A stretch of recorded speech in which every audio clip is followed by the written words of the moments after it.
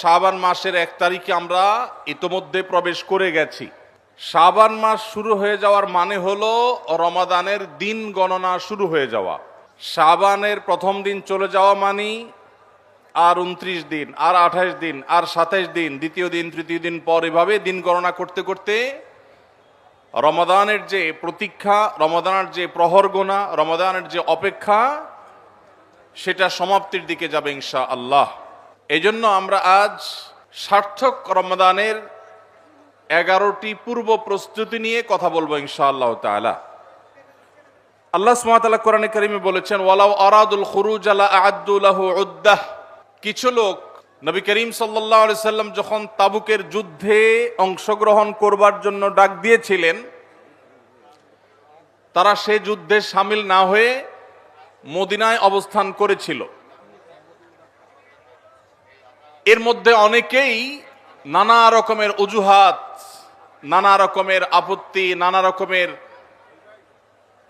বিভিন্ন কারণ দর্শিয়ে তারা এই যুদ্ধ থেকে পিছপা হয়েছিল। আল্লাহ রাব্বুল আলামিন কোরআনে কারিমে আয়াত নাজিল করে তাদের সে ঘড়িমসির আসল কারণ উল্লেখ করেছেন। আল্লাহ সুবহানাহু ওয়া তাআলা বলেছেন, ওয়ালাউ আরাদুল খুরুজ লা আ'আদ্দু লাহু উদ্দাহ। যদি সত্যি আল্লাহর রাহে জিহাদের ময়দানে যাওয়ার সদিচ্ছা তাদের থাকতো, তাহলে তারা আগে থেকে প্রস্তুতি গ্রহণ করত। যারা নানা রকম অজুহাত দাঁড় করাচ্ছে, এদের আসলে তাবুকের জিহাদে শামিল হওয়ার সেই সদিচ্ছাই ছিল না। যদি সদিচ্ছা থাকতো, আগে থেকে তারা প্ল্যান, প্রোগ্রাম, পরিকল্পনা সেগুলো তারা করত। ঠিক একইভাবে রমজান মাসের যে ইবাদতের বিশাল বড় অপার সম্ভাবনা আমাদেরকে দান করেছেন, এই সম্ভাবনাকে কাজে লাগাতে হলে তার জন্য যথাযথ প্রস্তুতি গ্রহণ করা জরুরি। আমাদের দেশে বেশিরভাগ মুসলমান রমাদান মাস আসলে আমরা কম বেশি নেকামলের চেষ্টা করি, কিন্তু রমাদানের অনেক আগে থেকে যে আমাদের যথাযথ পূর্ব প্রস্তুতি গ্রহণ করার কথা, দুর্ভাগ্যজনকভাবে সেই প্রস্তুতি যথাযথভাবে আমরা বেশিরভাগ লোক গ্রহণ করি না। যার ফলে রমাদান আসে, রমাদান চলে যায়, আবার রমাদান মাস আসে, আবার চলে যায়। আমাদের তেমন কোনো পরিবর্তন হয় না, আমাদের মধ্যে তেমন কোনো চেঞ্জ আসে না, আমাদের জীবনের ভিতরে তেমন কোনো দৃশ্যমান পরিবর্তন চোখে পড়ে না। এই জন্য সম্মানিত ভাইরা আমার, রমাদানকে যদি আমরা যথাযথভাবে কাজে লাগাতে চাই, তাহলে যথাযোগ্য প্রস্তুতি এখন থেকে, শাবান থেকেই আমাদের গ্রহণ করতে হবে। প্রিয় নবী সাল্লাল্লাহু আলাইহি সাল্লাম বলেছেন, ইন্নাল্লাহা ইউহিব্বু ইযা আমিলা আহাদুকুম আমালান আন ইউতকিনাহ। আল্লাহ রাব্বুল আলামিন বান্দা যে কোনো কাজ করলে সেটা যদি ইতকানের সাথে করে, দৃঢ়তার সাথে করে, উত্তম উপায়ে করে, যথাযথভাবে করে, সে কাজটা যদি করার মতো করে, তো আল্লাহ তাআলা সেটাকে পছন্দ করেন এবং ভালোবাসেন। আমরা যদি রমাদান মাসে সিয়াম এবং কিয়াম, রোজা এবং তারাবি, অন্যান্য আমল ইবাদত বন্দিগি গতানুগতিকভাবে করে শেষ করি, আমরা যদি দায় সারাভাবে শেষ করি, তাহলে এটা আল্লাহ তাআলার প্রিয় পাত্রে আমাদেরকে শামিল করবে না। আর যদি রমাদানের প্রত্যেকটি ইবাদত বন্দিগি এটা হয় ইতকানের সাথে, এটা হয় দৃঢ়তার সাথে, এটা হয় সুন্দরতম উপায়ে, এটা হয় যথাযথভাবে, তাহলে সেই ইবাদত আমাদেরকে আল্লাহর প্রিয় পাত্রে পরিণত করবে ইনশাআল্লাহ। প্রিয় ভাইরা আমার, রমাদান মাসের সেই ইবাদত বন্দিগিগুলোকে যথাযথভাবে করবার প্রয়োজনেই আগে থেকেই আমাদের যথাযথ প্রস্তুতিও থাকতে হবে। কারণ কথায় আছে, যে কোনো কাজের যথোপযুক্ত এবং প্রয়োজনীয় প্রস্তুতি গ্রহণ করা মানে হলো সেই কাজটির অর্ধপূর্ণতা। যে কোনো কাজ প্রস্তুতি যত ভালো হয়, কাজটা তত ভালো হয়। প্রস্তুতি যত নরমাল হয়, খারাপ হয়, কাজটা তত খারাপ হয়। এই জন্য আমরা রমাদান মাসকে যদি অর্থবহ এবং আমাদের লাইফ চেঞ্জিং ইবাদতের মৌসুম হিসাবে, সিজন হিসাবে গ্রহণ করতে চাই, তাহলে এখন থেকে তার জন্য আমাদের সুনির্দিষ্ট প্ল্যান, পরিকল্পনা থাকতে হবে, প্রস্তুতি থাকতে হবে। আল্লাহ রাব্বুল আলামিন আমাদের সবাইকে সেই তৌফিক দান করুন। এই যে রমাদান আসছে আর কয়দিন পর, কারা কারা এই রমাদানকে সবচেয়ে সুন্দরভাবে ব্যবহার করতে চান একটু হাত তোলেন। আল্লাহ রাব্বুল আলামিন আমাদের সবার হাতগুলো কবুল আর মঞ্জুর করুন, বলুন আমিন। আল্লাহ আমাদেরকে রমাদানকে সর্বোচ্চ ভালোভাবে ব্যবহার করার তৌফিক দান করুন। ভাইরা আমার, এই রমাদান মাস আসার বহু আগে থেকেই আমাদের সোনালী যুগের স্বর্ণ মানবেরা যারা ছিলেন, মুহাম্মদুর রাসূলুল্লাহ সাল্লাল্লাহু আলাইহি ওয়াসাল্লামের হাতে গড়া সাহাবা একরাম, সাহাবীদের শিষ্যত্ব পাওয়া, সান্নিধ্য পাওয়া, তাদের সান্নিধ্যের সৌরভে স্নিগ্ধ হওয়া সেই তাবেঈগণ তারা রমাদানের যথেষ্ট আগে থেকে সুনির্দিষ্ট প্ল্যান প্রোগ্রাম করে প্রস্তুতি গ্রহণ করতেন। একজন প্রখ্যাত তাবেঈ আছেন, সাহাবীদের শিষ্যত্ব পেয়েছেন এরকম একজন তাবেঈ আছেন, যার নাম ছিল মুআল্লা ইবনে ইয়াজিদ। তিনি বলেছেন, সালাফ বা পূর্বসূরিগণ অর্থাৎ সাহাবী তাবেঈগণ তারা রমজানের 6 মাস আগে থেকে, রমজান আসার 6 মাস আগে থেকে আল্লাহর কাছে দোয়া করতেন, রোনাজারি করতেন, কান্নাকাটি করতেন এই মর্মে যে আল্লাহ, রমাদান মাস পর্যন্ত আমার হায়াত বাড়িয়ে দাও, আমি যেন রমজান পাই, রমজানকে যেন সুযোগকে যেন কাজে লাগাতে পারি, রমজানের সুবর্ণ সুযোগ যেন আমার হেলায় হারিয়ে না যায়, সেজন্য আল্লাহর কাছে আগে থেকে এই নিয়ামত প্রাপ্তির জন্য দোয়া করতেন। আর রমজানের পরে বাকি যে 6 মাস, এই 6 মাস তারা দোয়া করতেন, আল্লাহ রমজানে যে সমস্ত আমল ইবাদত, যে সমস্ত নেকামল বন্দিগি আপনি করার তৌফিক দিয়েছেন, সেগুলো যেন আপনি মেহেরবানি করে কবুল এবং মঞ্জুর করেন, অ্যাকসেপ্ট করেন, আপনি যেন সেগুলোকে গ্রহণ করে নেন, সেজন্য 6 মাস তারা দোয়া করতেন। তাহলে দেখা গেল সালাফে সালেহিন তাদের কাছে রমাদান এত গুরুত্বপূর্ণ ছিল যে রমজানের আগের 6 মাস এবং পরের 6 মাস রমজান ভাবনায় তারা সব সময় ডুবন্ত ছিলেন, নিমজ্জিত ছিলেন, এর মধ্যেই তারা সব সময় মগ্ন থাকতেন। অথচ আমাদের শাবানের 10, 15, 20 দিন চলে গেলেও রমাদানের আবহ আমাদের অনেকের জীবনে, আমাদের অনেকের লাইফস্টাইলে, আমাদের অনেকের প্ল্যান পরিকল্পনার মধ্যে দেখা যায় না। এজন্য ভাইরা আমার, যথাযোগ্যভাবে রমজানকে যদি আমরা কাটাতে চাই, এর সঠিক ব্যবহার যদি করতে চাই, যেই প্রস্তুতিগুলো লাগবে, 11টি প্রস্তুতি যেগুলো আমাদের রমজানকে সার্থক করতে পারে ইনশাআল্লাহ, তোর মধ্যে সর্বপ্রথম যে প্রস্তুতিটি দরকার সেটি হলো রমজান মাস শুরু হওয়ার আগে থেকেই, যথেষ্ট আগে থেকেই তওবা এবং ইস্তেগফার করতে হবে। কি করতে হবে ভাই? তওবা ইস্তেগফার কেন করবেন? তওবা ইস্তেগফার তো সারা বছরের রুটিন আমল। রমাদানকে কেন্দ্র করে রমজান মাসকে যদি আপনি সঠিকভাবে ব্যবহার করতে চান, তাহলে কেন আপনাকে তওবা ইস্তেগফার করতে হবে? কারণ হলো তওবা এবং ইস্তেগফার এর মাধ্যমে আমরা আল্লাহর রহমতের উপযুক্ত হব। মক্কার মসজিদুল হারামের ইমাম শেখ আব্দুর রহমান আস-সুদাইস হাফিজাহুল্লাহ, তার কাছে সৌদি আরবের কিছু যুবকরা এসেছিলেন, এসে বললেন, শেখ, প্রতি বছর রমজান আসলেই আমরা অনেক প্ল্যান প্রোগ্রাম করি, অনেক কোরআন খতম দেব, অনেক নেকামল করব, দোয়া রোনাজারি করব, দান সাদাকা করব। দুর্ভাগ্যজনকভাবে সেটা আমাদের আর রমজান মাসে করা হয় না। আফসোস করতে করতে রমজান মাস পার হয়ে যায়। আপনি আমাদেরকে পরামর্শ দিন, কেন আমাদের প্রতি বছর জীবনে রমজান আসে অথচ সেটা সঠিক ব্যবহার করতে পারি না?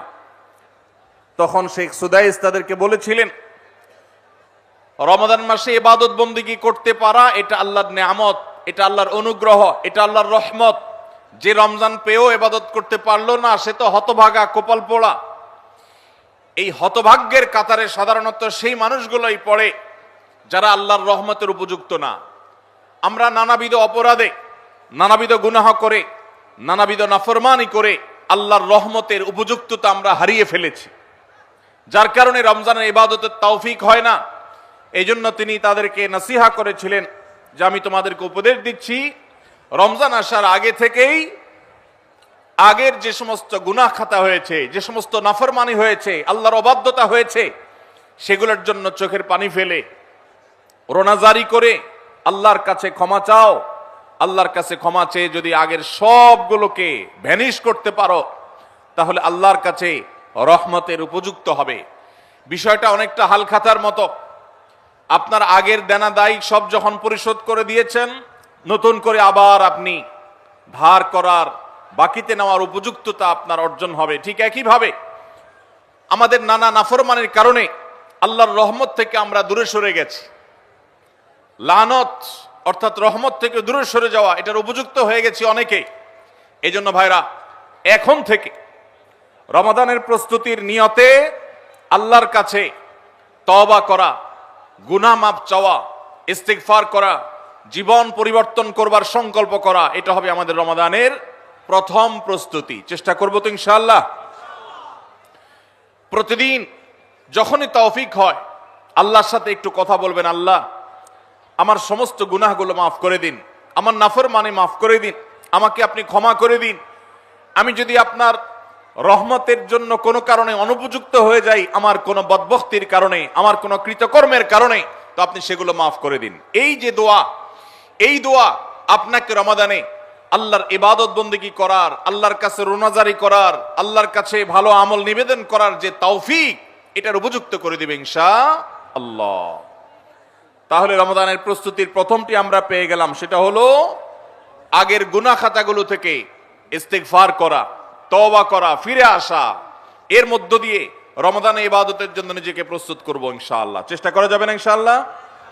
নাম্বার 2, দ্বিতীয় প্রস্তুতি হলো রমাদান মাসে আল্লাহ রাব্বুল আলামিন এই মাসের যে ফজিলত বর্ণনা করেছেন, কোরআন এবং হাদিস সম্পর্কে যাদের মৌলিক ধারণা আছে, হাদিসে রাসূল সম্পর্কে যাদের একটু ঘাটাঘাটিও আছে, তারা জানেন 2-3টা আমল সম্পর্কে কোরআন এবং সুন্নাহর সবচেয়ে বেশি সংখ্যক ভাষ্য বর্ণিত হয়েছে।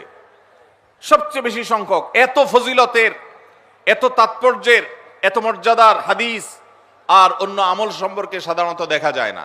সেই কয়েকটি আমল যেগুলোর ফজিলত বিপুল পরিমাণ, যেগুলোর ফজিলত সম্পর্কিত হাদিসের সংখ্যা অনেক, সেই রকম আমলগুলোর মধ্যে থেকে অন্যতম আমল হলো এই রমাদান কেন্দ্রিক আমল, সিয়াম, রোজা, এগুলোর ফজিলত। তো আমাদের রমাদান কেন্দ্রিক প্রস্তুতি হিসাবে দ্বিতীয়ত যে কাজটি আমরা করতে পারি সেটি হলো এখন থেকেই রমাদান মাসের কি কি ফজিলত আছে, সিয়াম সাধনার কি কি ফজিলত আছে, রমাদানের কি কি আমল আছে, বিশেষ করে ফজিলত এবং মর্যাদার কথাগুলো আলোচনা শুরু করা। এখন থেকে বাসা বাড়িতে গোল হয়ে কোন নির্দিষ্ট বইকে কেন্দ্র করে পাঠচক্র হতে পারে, গ্রুপ স্টাডি হতে পারে, পর্যালোচনা হতে পারে যে রমাদান মাসের কি কি মাহাত্ম্য আছে। এক একজন এক একটা বললেন। এই আলোচনা পর্যালোচনার মধ্য দিয়ে মনোজগতে রমাদানের জন্য এক ধরনের প্রস্তুতি, এক ধরনের আবহ তৈরি হবে ইনশাআল্লাহ। এজন্য দ্বিতীয় প্রস্তুতি হিসাবে আমরা এই কাজটিও ইনশাআল্লাহ করব, সেটা হলো রমজানের ফজিলত, রমজানের মর্যাদা, সিয়ামের ফজিলত, অন্যান্য আমলের উপকারিতা, সেগুলো নিয়ে আমরা বেশি বেশি পর্যালোচনা করব। যত বেশি আপনি আগে থেকে পর্যালোচনা করবেন, রমাদানের প্রতি আপনার তৃষ্ণা, সিয়াম সাধনার প্রতি আপনার ভেতরে আকাঙ্ক্ষা, প্রত্যাশা এবং প্রতীক্ষা, এটা আপনার মধ্যে বাড়তে থাকবে এবং রমাদানের প্রতিটা মিনিটকে কাজে লাগাবার জন্য তাগাদা আপনার ভিতরে অনুভব হবে ইনশাআল্লাহ। নাম্বার 3, তৃতীয় প্রস্তুতি হলো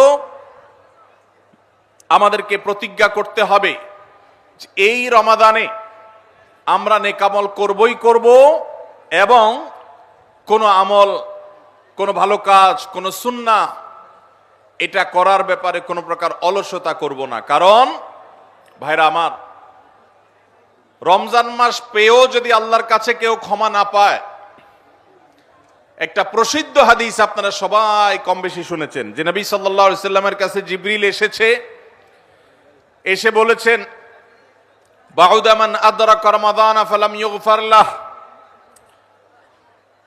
যে ব্যক্তি রমজান পেয়েছে অথচ রমজানের এই বিশাল সুবর্ণ সুযোগকে কাজে লাগিয়ে সে তার জীবনের সব গুনাহগুলো মাফ করাইতে পারে নাই, সে আল্লাহর কাছ থেকে মাগফিরাত আদায় করে নিতে পারে নাই, সে জাহান্নাম থেকে মুক্ত এই ঘোষণা সে আদায় করতে পারে নাই, অথচ সে রমজান মাস পেয়েছে, এর চাইতে হতভাগা আর কে হতে পারে? তার সে ধ্বংস হোক, এই বদদুআয় নবী সাল্লাল্লাহু আলাইহি সাল্লাম আমিন বলে সমর্থন জানিয়েছেন, সায় দিয়েছেন। এজন্য ভাইরা, রমজান মাস এসেছে কিন্তু আমল ইবাদত হয় নাই, রমজান মাস এসেছে আবার চলে গেছে কিন্তু আমার গুনাহ আল্লাহর কাছ থেকে মাফ করাতে পেরেছি বলে আমার বুক সায় দেয় না, তাহলে এর চাইতে বড় হতভাগা, এর চাইতে বড় কপাল পড়ার কেউ হতে পারে না। রমজানের আমল ইবাদত, রমজানের নেক আমল, রমজানের দোয়া, রমজান মাসের চোখের পানি ফেলা, এটা ভাইরা শুধুমাত্র নিজের প্রেরণার জায়গা থেকে শুধুমাত্র সব আহরণের জন্যই নয়। এটা যদি না করি তাহলে জিবরিলের বদদোয়া, নবীজি সাল্লাল্লাহু আলাইহি সাল্লামের বদদোয়া, আল্লাহর পক্ষ থেকে ধ্বংস হওয়ার পরোয়ানা, এগুলো অনিবার্য হয়ে যাবে।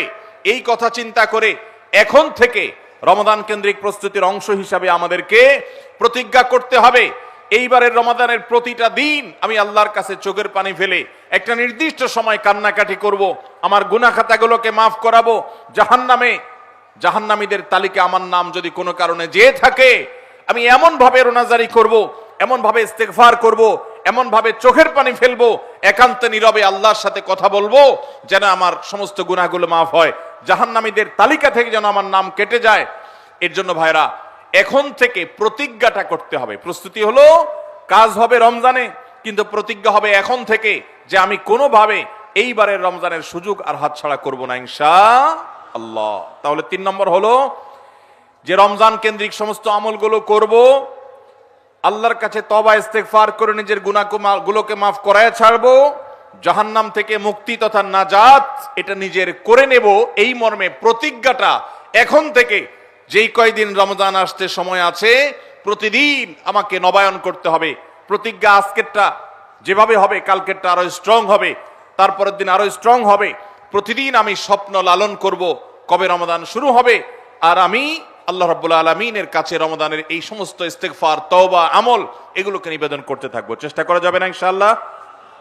তাহলে 3 নম্বর প্রস্তুতি হলো রমজান মাসে নেক আমল করার প্রতিজ্ঞা করা, মাগফিরাত এবং নাজাত আদায় করার প্রতিজ্ঞা এখন থেকে করা।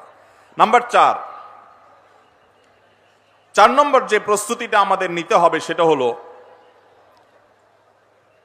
যদি আগের রমজানের কোন রোজা কারোর কাজা থাকে, এই রমজান আসার আগে আগে শাবান মাসের মধ্যেই সেই কাজাগুলো আদায় করে ফেলা উচিত। আম্মা জান আয়েশা রাদিয়াল্লাহু তাআলা আনহা বলেছেন যে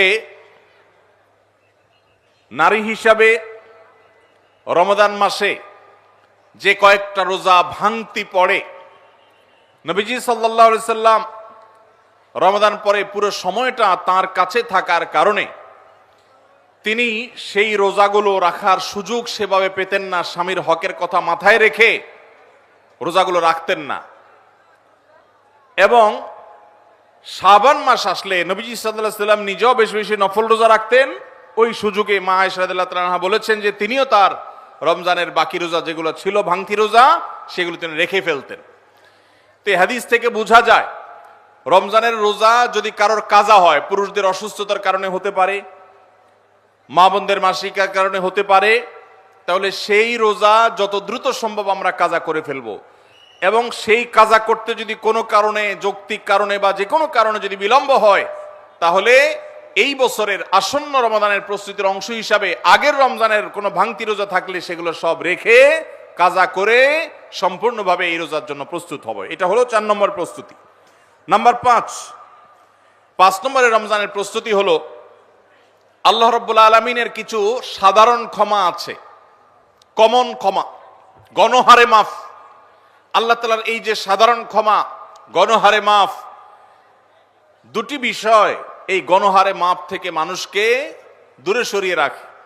আল্লাহর গণহারে যে ক্ষমা, এই গণক্ষমার উপযুক্ততা নষ্ট করে দেয় দুটি জিনিস। তার একটি হলো শিরক, আরেকটি হলো হাসাদ। একটা হলো হিংসা, আরেকটা হলো শিরক। নবী করিম সাল্লাল্লাহু আলাইহি ওয়াসাল্লাম বিভিন্ন হাদিস থেকে আমরা জানি, তিনি বলেছেন আল্লাহ রাব্বুল আলামিন বিশেষ করে লাইলাতুন নিসফি মিন শাবানে যখন মানুষকে গণহারে ক্ষমা করেন, তখন 2 শ্রেণীর মানুষকে আল্লাহ তাআলা মাফ করেন না, ইল্লা লিল মুশরিকিন আও মুশাহিন।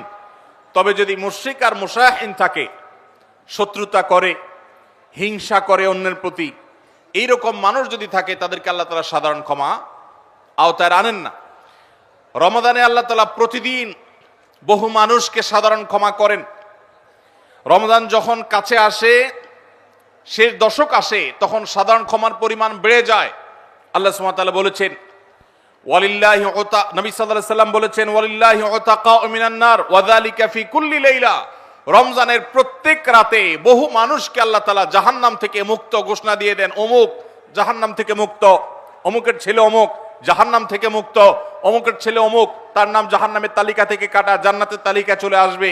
অসংখ্য মানুষকে এভাবে এই সুযোগ আল্লাহ তাআলা দান করেন। যারা শিরকে লিপ্ত, সেটা যেই কোনো ধরনের শিরক হোক, কবরকে যারা সিজদা করে, মাজারকে যারা পুজো করে, জীবিত মৃত মানুষকে যারা সিজদা করে, কবরে যারা প্রার্থনা করে, সেখানে যারা সন্তান চায়, ব্যবসার উন্নতি চায়, যত প্রকার শিরক আছে কবর কেন্দ্রিক এগুলাতে লিপ্ত হয়, অথবা এর বাইরে আরো যত রকমের শিরক গোটা দুনিয়াতে আছে, কোন প্রকার শিরকে যখন মানুষ লিপ্ত হয়, তখন এই ব্যক্তি আল্লাহ তাআলার সাধারণ ক্ষমার উপযুক্ত আর থাকে না। এই জন্য ভাইরা, রমজানের প্রস্তুতির অংশ হিসাবে 5 নম্বরের যে প্রস্তুতি আমরা গ্রহণ করব সেটা হলো, আল্লাহ তাআলা যেহেতু রমজানে অনেককেই সাধারণ ক্ষমা করবেন, আমি যেন সেই সাধারণ ক্ষমা প্রাপ্ত সৌভাগ্য মানুষদের তালিকায় ঢুকতে পারি, সেজন্য আমার অন্তর থেকে হিংসাকে ধুয়ে মুছে সাফ করে ফেলতে হবে। কোন মুসলমানের কল্যাণ দেখে আমার কষ্ট হবে না, কারোর ভালো দেখে আমার ভেতরে জ্বালা পড়া হবে না। পারলে তার জন্য আরো বেশি দোয়া করব, যে কারোর ভালো হোক আমি আরো ভালো চাইবো, কারোর কোনো ক্ষতি আমি চাইবো না। এই কল্যাণকামিতাই হলো দিন। আদ-দীন ওয়ান-নাসীহা। কিলা লিমান ইয়া রাসূলুল্লাহ? ক্বালা লিল্লাহি ওয়া লিরাসূলিহি ওয়া লিআম্মাতিল মুসলিমিনা ওয়া আইম্মাতিহিম। নবী সাল্লাল্লাহু আলাইহি সাল্লাম বলেছেন, ধার্মিকতা কিসের নাম? ধার্মিকতা, দিনদারিতা কিসের নাম? ধার্মিকতা হলো কল্যাণকামিতার নাম। আল্লাহ রাব্বুল আলামিনের আদেশ নিষেধ মেনে চলা, নবী সাল্লাল্লাহু আলাইহি সাল্লামের আদেশ নিষেধ মেনে চলা, এটাই হলো তাদের জন্য কল্যাণকামিতা। আর সকল স্তরের সাধারণ মানুষের কল্যাণ চাওয়া, কারোর ক্ষতি না চাওয়া, এটাই হলো দিনদারিতা। যে ব্যক্তি কারোর ক্ষতি চায়, যে মুসলমান আরেক মুসলমানের ভালো দেখলে তার ভেতরে জ্বালা পোড়া করে, অস্থিরতা আসে, সে ভালো মুসলমান না, সে হিংসুক, তার ভিতরে কবিরা গুনাহ আছে। এই জন্য রমজান মাসে আল্লাহর সাধারণ ক্ষমা পেতে হলে অন্তরকে এখন থেকে পরিচ্ছন্ন করতে হবে, চোখটা বন্ধ করে মনে রাখতে হবে, স্মরণ করতে হবে, আমার আশেপাশে এমন কে আছে যার কল্যাণ দেখলে আমার সহ্য হয় না, যার ভালো দেখলে আমার ভিতরে জ্বালা পোড়া করে, যার সুসংবাদ শুনলে আমার ভিতরে খারাপ লাগা কাজ করে। তাহলে বুঝতে হবে তার প্রতি আমার হিংসা আছে। আল্লাহর জন্য নিজের হিংসা থেকে পরিচ্ছন্ন হয়ে অন্তরকে ধুয়ে সাফ করে তারপরে রমজানের সাধারণ ক্ষমার জন্য উপযুক্ত করতে হবে এখন থেকে। ঠিক একইভাবে আমি আমার কথায়, আমার কাজে, আমার বিশ্বাসে কোনো মাধ্যমে আল্লাহর সঙ্গে শিরক করছি কিনা, আরশের মালিকের সাথে শিরক করছি কিনা, আল্লাহ বলেছেন ইন্নাল্লাহা লা ইয়াগফিরু আন ইউশরাকা বিহি ওয়া ইয়াগফিরু মা দুনা যালিকা লিমান ইয়াশা। আল্লাহর সঙ্গে শিরক করা হলে এটা আল্লাহ মাফ করবেন না। শিরকের অপরাধ, এটা যদি কেউ করে তওবা ছাড়া মারা যায়, আল্লাহ তাআলা এই অপরাধ ক্ষমা করবেন না, এটা আল্লাহর আগে থেকে দেওয়া ঘোষণা। কোরআনে আল্লাহ আরো বলেছেন, লোকমান হাকিমের উদ্ধৃতি দিয়ে, ইন্না শিরকা লা যুলমুন আযীম। তিনি তার সন্তানকে উপদেশ দিতে গিয়ে বলেছিলেন যে ইন্না শিরকা লা যুলমুন আযীম, শিরক সবচেয়ে বড় অপরাধ। এজন্য ভাইরা, শিরক থেকে পরিচ্ছন্ন না থাকলে রমাদানের কোনো ইবাদত, কোনো আমল আমাদের কাজে আসবে না। এজন্য রমজানের প্রস্তুতি হিসাবে শিরক এবং হিংসা থেকে অন্তরকে পরিচ্ছন্ন করা, পবিত্র করা, এটা হলো আমাদের পঞ্চম প্রস্তুতি। নাম্বার 6, বিগত রমজান যেগুলো আমাদের জীবনে এসেছে, সেই সমস্ত রমাদানে কেন আমার আমল ইবাদত হয় নাই? রমজান আসার আগে নিয়ত করছি কোরআনটা খতম দেব, কিন্তু দিতে পারি নাই। রমজান আসার আগে নিয়ত করেছিলাম এই বছর একটা তারাবিও মিস করব না, কিন্তু অনেকগুলো মিস হয়ে গেছে। রমজান আসার আগে নিয়ত করেছিলাম এই বছর রমজান থেকে এই ধূমপান করা ছেড়ে দিব, কিন্তু অনেকে ছাড়তে পারেন নাই। রমজান আসার আগে নিয়ত ছিল এই বছর রমজানে একটা খারাপ জিনিসও মোবাইলে, টিভিতে দেখব না, কিন্তু সেই প্রতিশ্রুতি রাখতে পারি নাই। কেন পারি নাই? বিগত রমজানের সমস্ত আমল নামা নিয়ে বসতে হবে এখন থেকে, শাবান থেকে, আজকে থেকেই, যে আমার গত রমজানে আমল ইবাদতের ক্ষেত্রে প্রতিবন্ধকতা, বাধাগুলো কি কি ছিল, একটা একটা করে সম্ভব হলে লিখে ফেলবেন। নাম্বার 1, আমি তারাবিটা নিয়মিত পড়তে পারি নাই, কারণ অমুক অমুক বন্ধুর সাথে আড্ডায় যেতে হয়েছে। তাহলে এটা আমার একটা বাধা। আমি হারাম জিনিস থেকে বেঁচে থাকবো, কিন্তু পারি নাই কেন? কারণ ফেসবুকে ঢুকছে একটা কাজে, সেখান থেকে আমার আরো 5টা অকাজ করা লাগছে। তাহলে এটা আরেকটা কারণ ফেসবুক। এভাবে একটা একটা করে আপনি যদি কারণ লেখেন, লেখার পর আসন্ন রমাদানকে অর্থবহ এবং সার্থক করবার স্বার্থে এবং প্রয়োজনে সেই চিহ্নিত কারণগুলো একটা একটা ধরে হিম্মত করে সৎসাহস করে আল্লাহকে সন্তুষ্ট করবার আশায় ছুঁড়ে ফেলে দিতে হবে নিজের জীবন থেকে। এই সংকল্প এবং এই কাজটা যদি আপনি করতে পারেন, তাহলে ইনশাআল্লাহ আপনি দেখবেন আপনার এই রমজান আপনার জীবনের শ্রেষ্ঠ রমজান হয়েছে।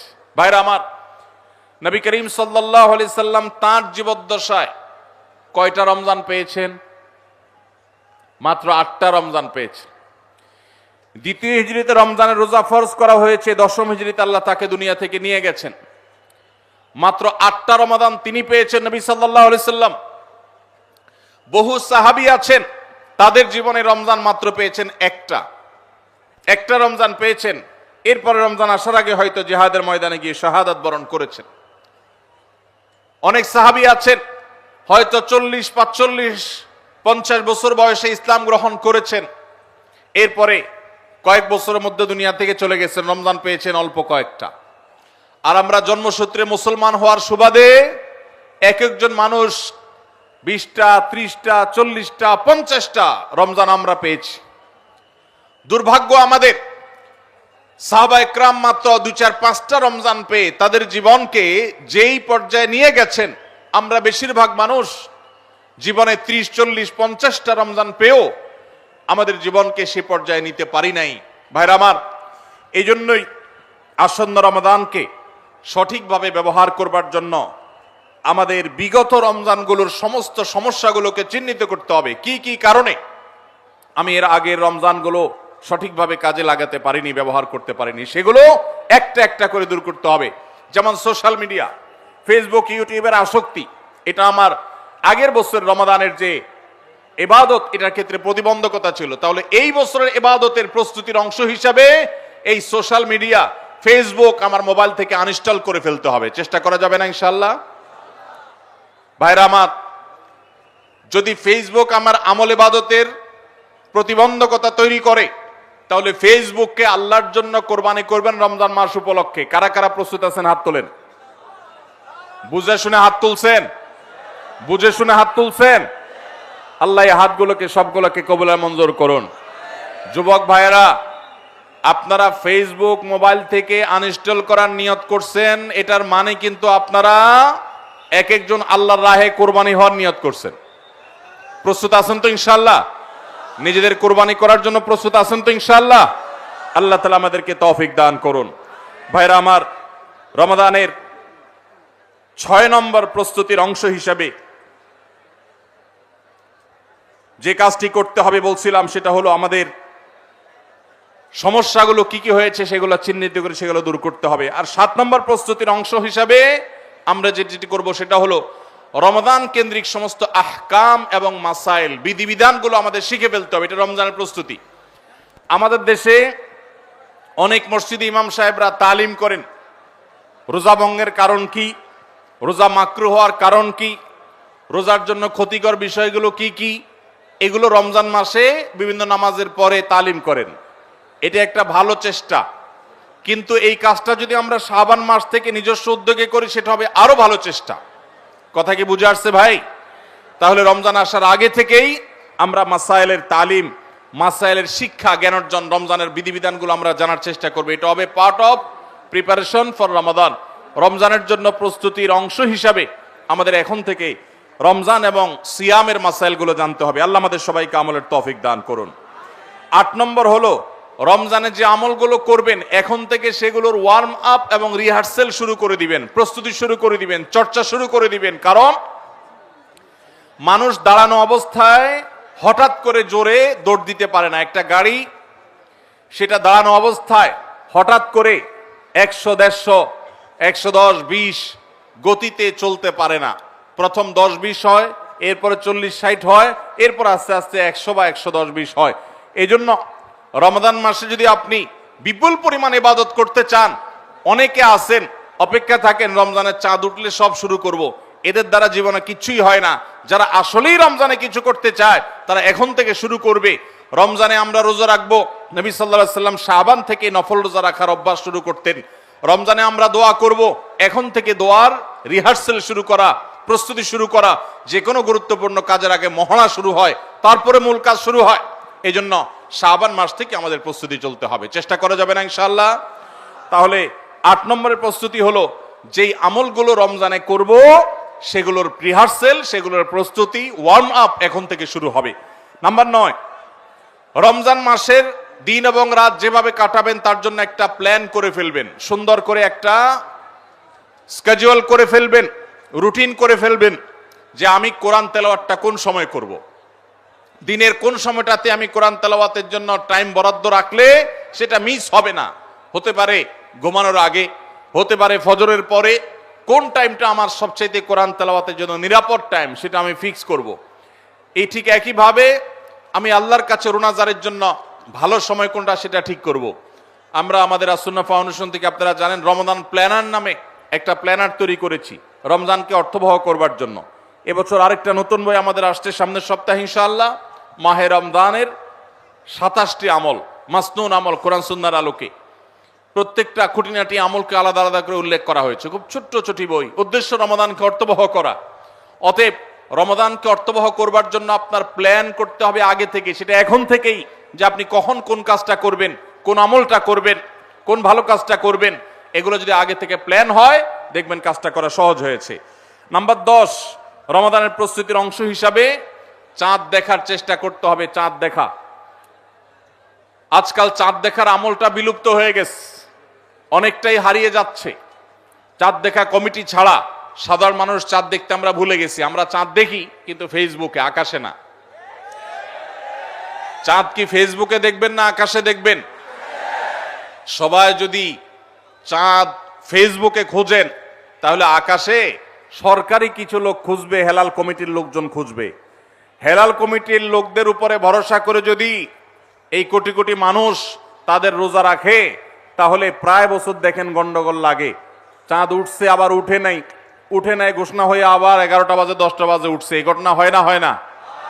এই ঘটনা এই জন্য হয় যে আমরা সবাই চাঁদ দেখার দায়িত্বটা পালন করি না। নবীজি বলেছেন সুমুল লিরুইয়াতিহি ওয়া আফতিরু লিরুইয়াতিহি, তোমরা রোজা রাখো চাঁদ দেখে, আবার ঈদও করো চাঁদ দেখে।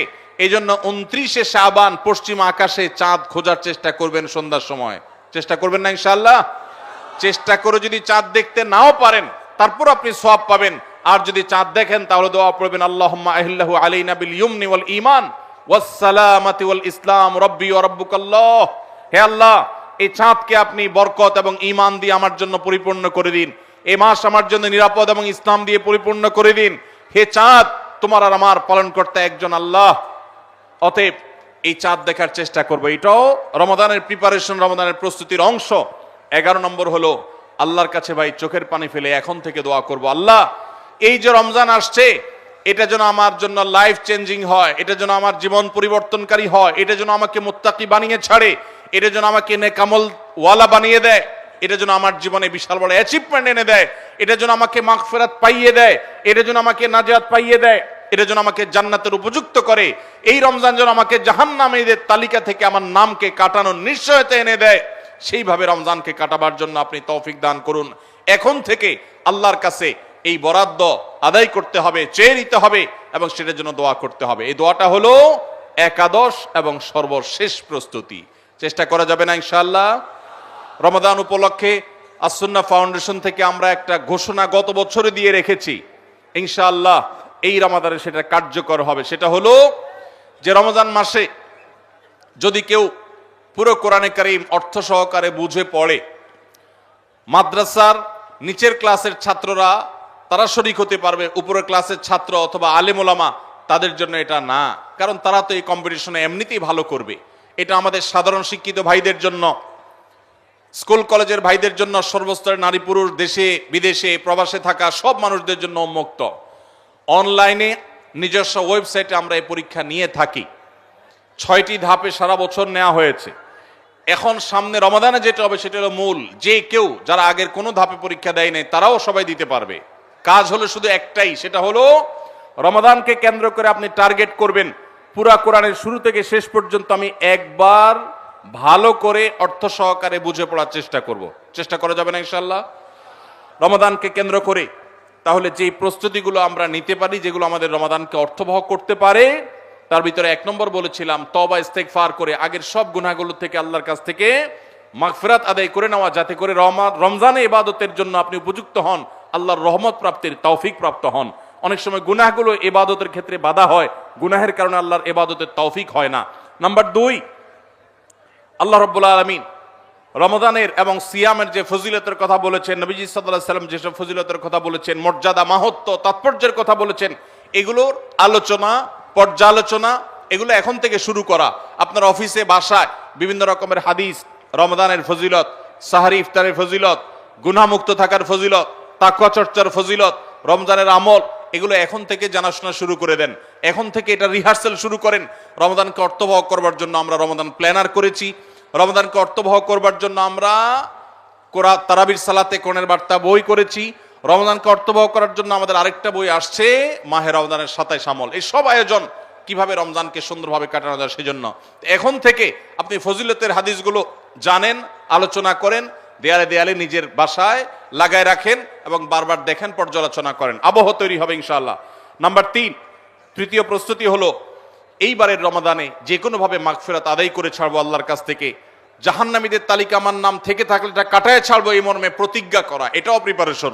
এখন থেকে নিয়ত করা যে এই রমজানটা অর্ডিনারি রমজান হবে না, এই রমজানটা শুধু সাহারি আর ইফতার আর তারাবি এই 3 জিনিসের নাম হবে না, এটা একটা অর্থবহ রমজান হবে। একটা নাফরমানি আমি করব না, একটা গুনাহ আমি করব না। এখন থেকে প্রতিজ্ঞা করতে হবে নিজের সাথে নিজে, প্রতিদিন নিজের সাথে নিজের বোঝাপড়া ফাইনাল করতে হবে, এটা প্রস্তুতি।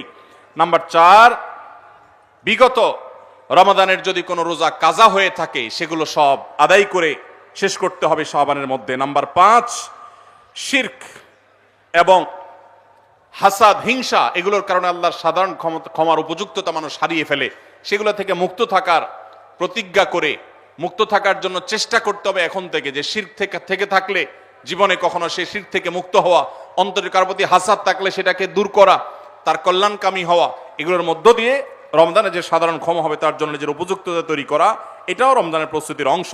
নাম্বার 6, বিগত রমজানগুলোতে কোন কোন কারণে আমার আমল হয় না, কোন দোস্তের কারণে, কোন বন্ধুর কারণে, কোন গ্রুপের কারণে, কোন অ্যাপসের কারণে, কোন ফেসবুকের কারণে, সেগুলো একটা একটা করে এই রমজানে যেন জীবনে না থাকে সেগুলা ছিন্ন করার জন্য প্রস্তুতি নেওয়া। নাম্বার 7, রমজানের মাসলা মাসাইলগুলো জানা, এটাও রমজানের প্রস্তুতির অংশ, এখন থেকে সেটা করা। 8 নম্বর হলো রমজানে যে আমল করতে চান এখন থেকে সেগুলো শুরু করে দেন, তেলাওয়াত করা। অনেক সালাফ শাবান মাস থেকে প্রচুর তেলাওয়াত করা শুরু করতেন, নবীজি শাবান মাস থেকে নফল রোজা শুরু করতেন। এগুলো হলো আগে থেকে প্রস্তুতি এবং মহড়া। রমজানে যা করবেন, দান সাদকা করবেন, এখন থেকে লিস্ট করেন, তালিকা শুরু করে দেন, টাকা পয়সা জোগাড় শুরু করে দেন, এগুলো হলো পার্ট অফ প্রিপারেশন।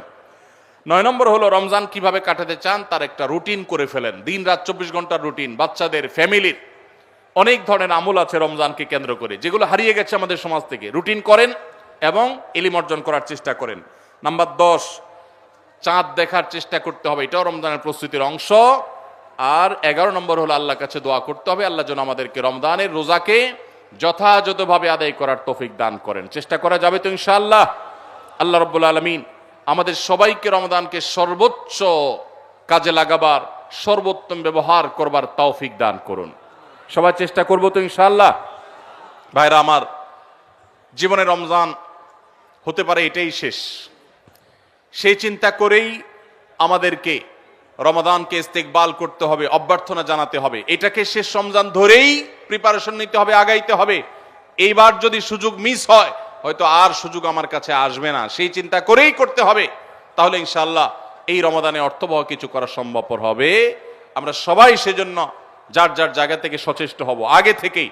এবং মনে রাখবেন, আবারও বারবার বলছি যে নবী সাল্লাল্লাহু আলাইহি সাল্লামের সেই হাদিসটি মাথায় রাখতে হবে, রমজান মাসটা আমল করে, ইবাদত করে কিছু কামাইতে পারলাম ভালো, না কামাইতে পারলাম তেমন কোনো ব্যাপার না। ব্যাপারটা সেরকম না।